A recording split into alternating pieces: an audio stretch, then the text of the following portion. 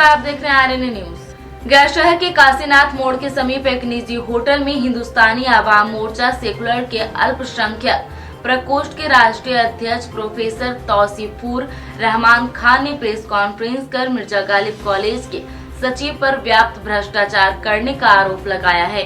उन्होंने कहा कि मिर्जा गालिब कॉलेज पिछले कुछ सालों से लूट खसोट का अड्डा बना है। वर्तमान शासी निकाय के सचिव शब्बीर अरफीन शमसी नियम के विरुद्ध अपने चहेते शिक्षक एवं शिक्षकेतर कर्मियों को बहाली कर घोटाला की गई और नए भवन के रंगरोगन के नाम पर कॉलेज के खाते से करोड़ों की निकासी शासी निकाय के वर्तमान सचिव द्वारा की गई है। साथ ही उन्होंने कहा कि मिसलेनियस के नाम पर 50 लाख रुपए का चेक भेजाया गया है, जबकि कॉलेज के बायलॉज में है कि 250 से ज्यादा नहीं निकाल सकते हैं। अगर कॉलेज का कोई स्टाफ या शासी निकाय के सदस्य उनके कुकर्मों का विरोध या आलोचना करते हैं तो तुरंत उन पर कड़ी कार्रवाई करते हुए उन्हें बाहर का रास्ता दिखा दिया जाता है। नीतीश कुमार एवं आला अधिकारियों से मांग किया है कि शासी निकाय का गठन काउंसिलरों की विधिवत बैठक बुलाकर प्रशासन की निगरानी में चुनाव कराया जाए और सचिव कॉल में हुए आय व्यय का सरकारी स्तर पर जांच कराया जाए।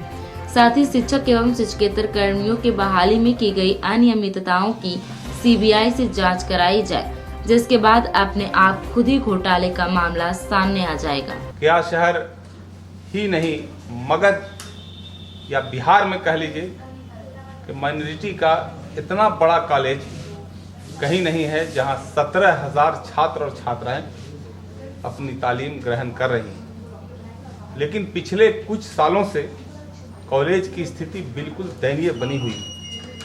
लोग मनमानी तरीके से वहाँ शिक्षक एवं शिक्षकेतर कर्मचारियों की नॉन टीचिंग जिसको कहते हैं कि बहाली मनमानी तरीके से कर रहे हैं।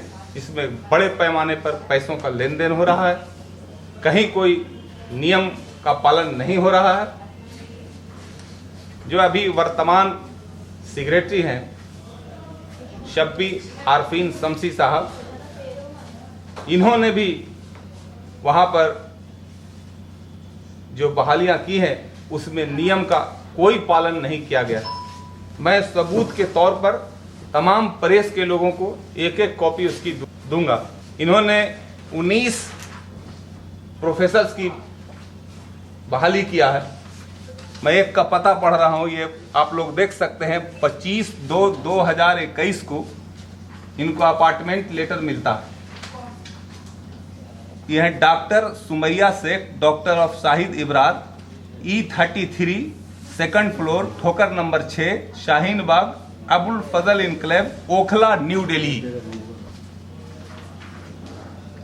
कॉलेज का बायलाज है, ये जो अपार्टमेंट लेटर मिला है ये बाई डाक उनके पास जाएगा। ओखला ये पहुंच जाता है 25 को ही, 26 को इनकी ज्वाइनिंग होती है। ये ज्वाइनिंग लेटर है, 26 को ही ज्वाइन कर लेते हैं। इसी तरह से दूसरे प्रोफेसर हैं, नुसरत जबीं सिद्दीकी, ये गाजियाबाद यूपी की रहने वाली हैं। उनको भी 26 को अपार्टमेंट लेटर मिलता है, 25 को अपार्टमेंट लेटर मिलता है और 26 को ये भी ज्वाइन कर दिए। ज्वाइनिंग है इनका 26/2। आप अगर देखना चाहेंगे तो टोटल हम दिखा देंगे आपको। इसी तरह से 19 लोगों का अपार्टमेंट होता है और सबको 25 को अपार्टमेंट दिया जाता है और 26 को सारे प्रोफेसर्स एक साथ ज्वाइन कर लेते हैं। इस बहाली के खिलाफ जो हमारे पहले से शिक्षक यहाँ एडहॉक पर पढ़ा रहे थे 20 लोग, उन लोगों ने, कुछ लोगों ने उसमें से हाई कोर्ट में केस किया है। हाई कोर्ट ने जब मगध विश्वविद्यालय से इस संबंध में मंतव्य मांगा है तो हाई कोर्ट को मगध विश्वविद्यालय ने जो दिया है, मैं 2 लाइन सिर्फ उसका पढ़ के आपको सुनाता हूं कि इस बहाली को पूरी तरह से अलीगल कहा है। That the above stated fact it is clear that all the appointments of assistant professor made pursuant to advertisement dated 6/10/2019 are illegal and are fit to be set aside. अब ये कोर्ट में Magadh university ने लिख के दे दिया, इनको 35 से 40 हजार रुपया कॉलेज के फंड से तनख्वाह दिया जा रहा है।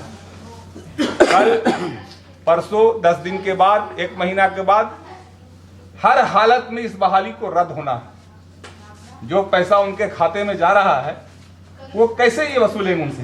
ये पैसा तो कॉलेज का ही जा रहा है ना। ये पहला पॉइंट था हमारा।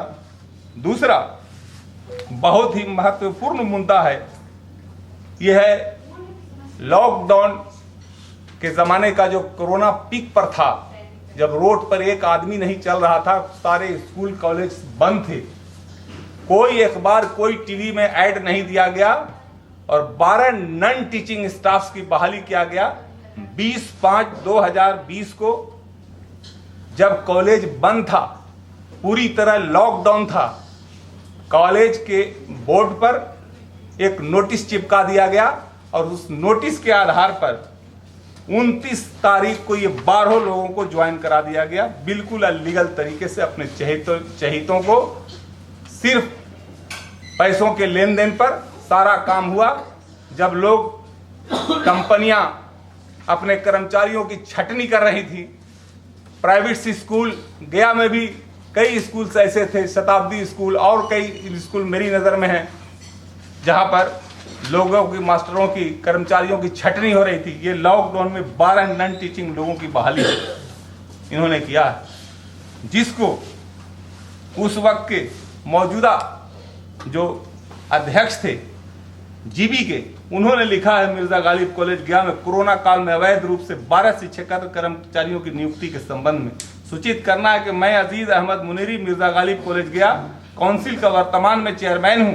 विश्वसनीय सूत्रों से मुझे ज्ञात हुआ है कि कॉलेज के शासी निकाय के पूर्व सचिव श्री एस शमसी द्वारा तत्कालीन प्रोफेसर इंचार्ज मोहम्मद जलालुद्दीन अंसारी केवल कागजी खाना पूर्ति करके कोरोना काल में 12 शिक्षकेतर कर्मचारियों की नियुक्ति कर दी है, जो पूरी तरह से अवैध है। अवैध रूप से नियुक्ति इन शिक्षकेतर कर्मचारियों में बजट में नाम भी जोड़ दिया गया है तथा बिना विश्वविद्यालय के अनुदान और वेतन निर्धारण के इस कर्मचारियों को विश्वविद्यालय द्वारा भुगतान भी किया जा रहा है। कहा जाता है कि इस कुकृत में विश्वविद्यालय के कुछ कर्मचारी भी शामिल हैं। यह अध्यक्ष ने लिखा, यह अध्यक्ष की चिट्ठी, ये सारी कागजात की फोटोकॉपी मैं मीडिया को दे रहा हूं और मीडिया के साथियों से आग्रह कर रहा हूं कि इस कॉलेज को बचाया जाए।